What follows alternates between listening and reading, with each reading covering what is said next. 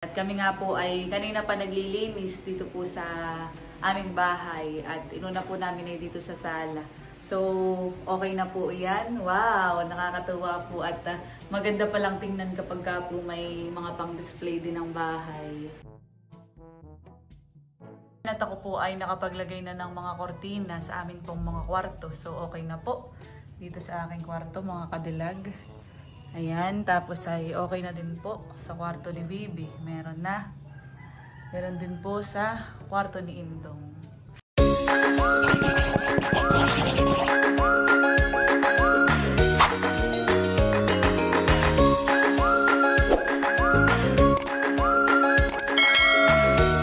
Hello po mga kadilag, magandang araw po at welcome back sa aming YouTube channel. So for today's vlog ay preparation po para sa birthday celebration at pagpapablessing po ng aming bahay na gaganapin po bukas. So kami po ngayon ay naglilinis ng bahay at yan, kung mapapansin nyo po sa aking likuran dito po sa aming sala ay nailagay na po yung mga ilang pang display na in order po ni Mama. Tapos po yung aming mga picture, graduation picture ni Bibi. Ayan, kanina pong umaga ay nakisuyo po si Mama kay Canlas. Siya na po yung nag-drill dun po sa mga pader. At si Papa po mga kadilag ay hindi pa po nakakauwi dahil sila daw po ay mayroong biglaang inspeksyon sa company. So possible po ay mamaya na siyang madaling araw bumiyahe o kaya po ay mamayang gabi kapag ka po maagap natapos yung inspection. Hindi po pwedeng wala daw po doon si Papa dahil siya po ang maintenance electrician, ay may mga inspect po na tungkol sa electrical. Si Papa pa naman po ay excited nang umuwi at nakagayak na kahapon, kaya lang po yun nga, may bigla ang kailangan gawin pa sa trabaho, kaya siya po ay hahabol na laang para po sa birthday po ni Mama. Siyempre birthday po ni Mama ayun, tapos po yun nga, pagpapablessing po na itong bahay. So isasabay na nga po namin mga kadilag, kahit hindi pa po tapos yung aming bahay ay amin na din pong ipapabless. Tapos ay yun nga, tamang-tama din naman po dahil birthday po ni Mama. Ayan, at kami nga po ay kanina pa naglilinis dito po sa aming bahay at inuna po namin ay dito sa sala. So, okay na po yan. Wow, nakakatuwa po at maganda palang tingnan kapag ka po may mga pang-display din ng bahay. Sabi ni Mama ay may natatamaan ng mata.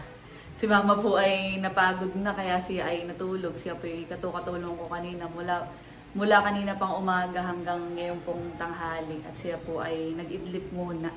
At ako naman po mga kadilag, ang gagawin na laang ay magmamap o magpupunas dito po sa aming sahig. Tapos po ay sa taas, magmamap na din ako. Tapos diretso na din po paglalagay ng mga kortina po dahil naikabit na yung curtain rod. Maaliwalas tingnan mga kadilag, nakakatuwa. At ako po ay magmamap na.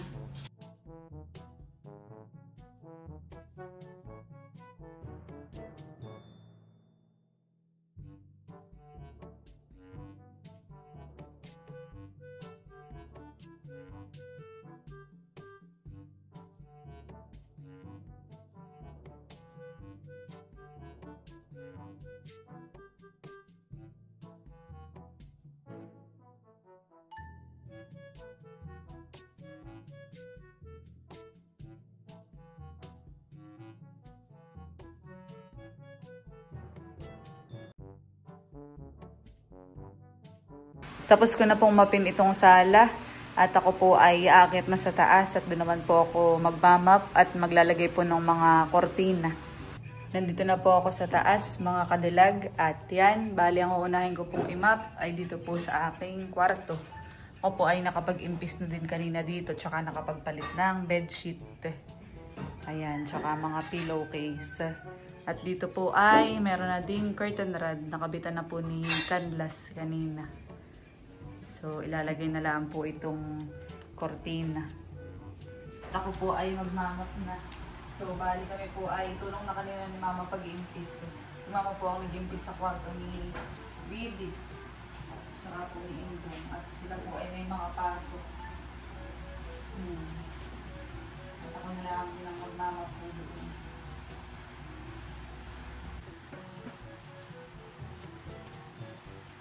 Ilang ba?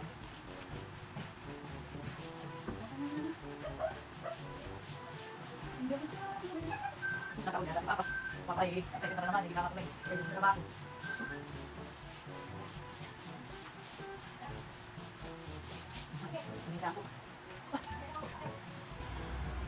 So, bali, patutuyuin ko po muna yung sahig bago po ako maglagay ng mga kortina.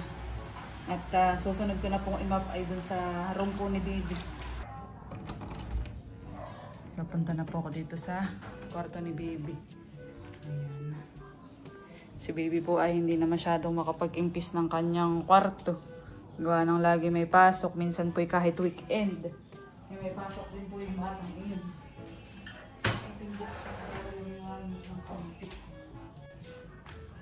Yan po. At bago ako mag-map, dito naman po sa may terrace, ay pwede po si Indong. At pinipinturahan po yung pong aming railings dito. Dahil may mga kaunti na pong nangangalawang.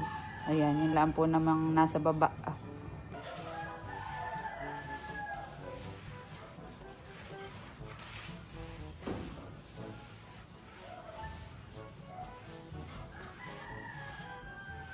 Yung mga kapoy medyo naging pista dito kanina.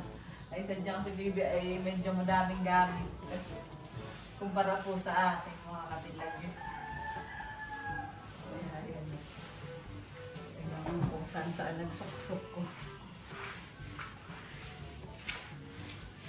Ang dalawang batang ayan. Madami kong gamit sa akin. Ayan, at ngayon naman po narito ako sa kwarto ni Indong. Mamap ko na din po. Mas mabilis po itong kwarto ni Indong at pahaba lang ang diretsyon. Tapos po agad. So, ang next ay dito na po sa may parang mini sala po natin dito sa taas.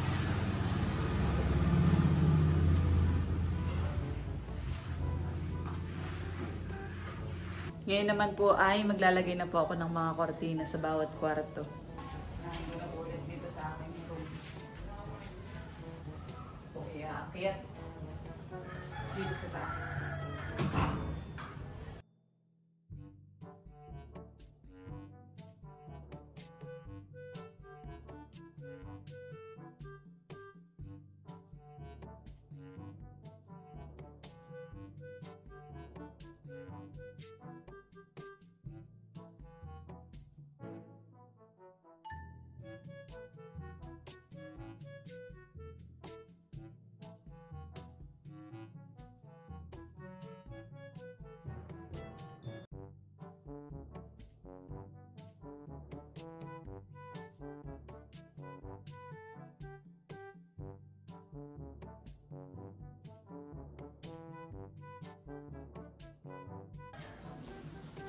Dito naman po ako sa kwarto ni Baby maglalagay yung mga kabilag.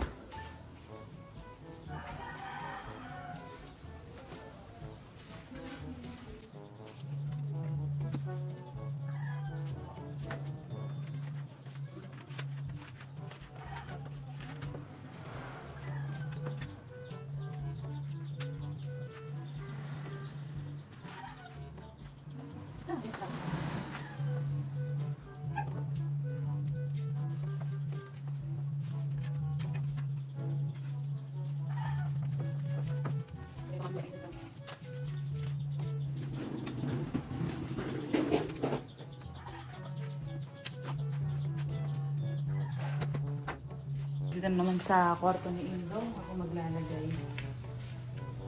So, itong kortina ni Indong ay medyo light compare po dun sa amin. Ganito sana ang kulay mga kanilag yung in-order ko lahat. Kaya lang po ito yung out of stock na. Maganda pa naman siya.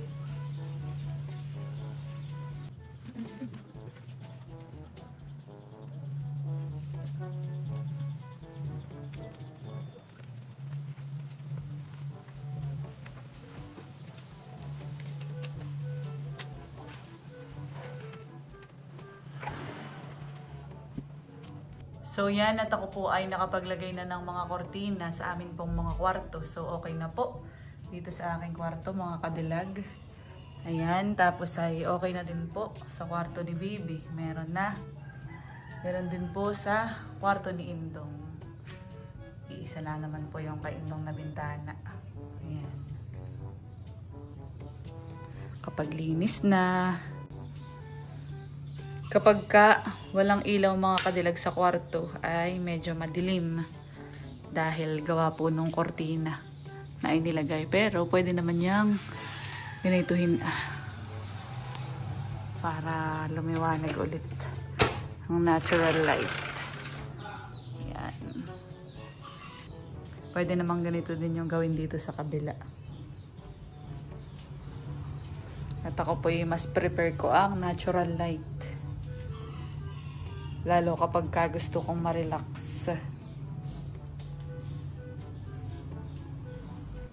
So yan mga kadilag, dahil tapos na po kaming maglinis ng aming pong bahay, kaya ako po ay magpapahinga muna.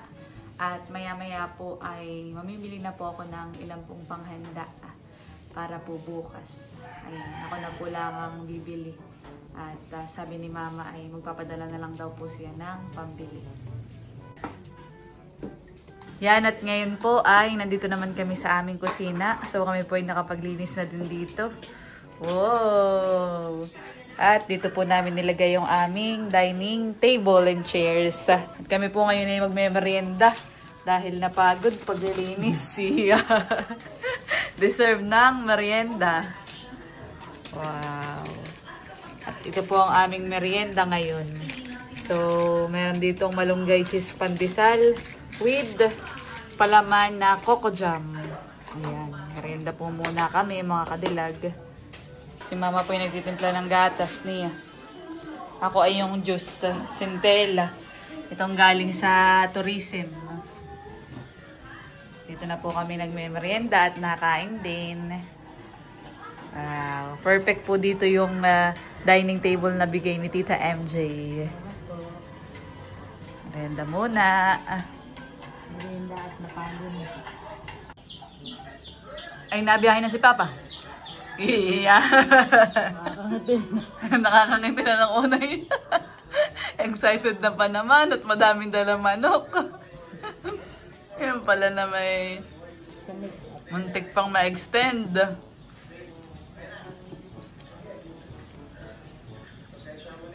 Sarap na ito. A few inches later. Ayan po mga kadilag, at ngayon naman po ay bibili na po ako ng ilan pong panghanda po ni Mama para po bukas. So yan, at kakauwi ko lang po ng bahay mga kadilag. At ito na po yung mga ilang pong panghanda para po sa birthday ni Mama at blessing po bukas. Ayan, ito na po lahat.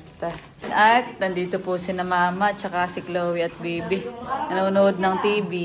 Ayan. Nini, may pasok ka bukas? Oo, abdi lang eh. Oy, abot ka sa ano? Meeting. Sa birthday celebration at pa-blessing. Wow. Si Amara nasa na yun? Whole day sila. Whole day. Ikaw lang pala makakaabutan eh. Ay, si Mama daw ay magpapa-eat siya ng ano Full space lang. Full space. Mara, lika, Mara. Wow. Absent si Ama. Huwag. Dalawa.